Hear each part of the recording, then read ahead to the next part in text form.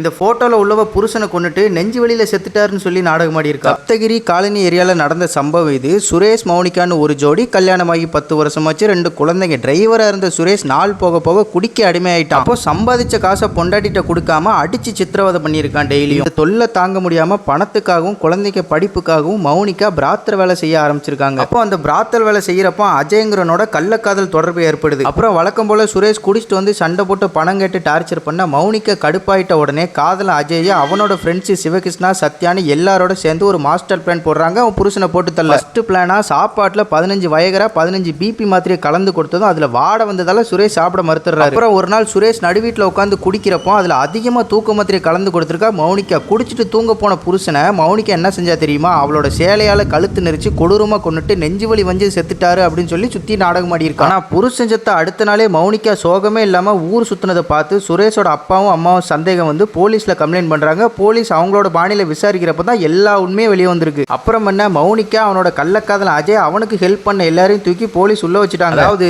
கணவனா இருந்தாலும் சரி மனைவியா இருந்தாலும் சரி பிரச்சனைக்கு கொலை ஒருபோதும் தீர்வாகாது. கோபம் ஆசைன்னு எந்த காரணத்துக்காகவும் வாழ்க்கையை இப்படி தொலைச்சிடாதீங்க. ஹாப்பி தீபாவளி.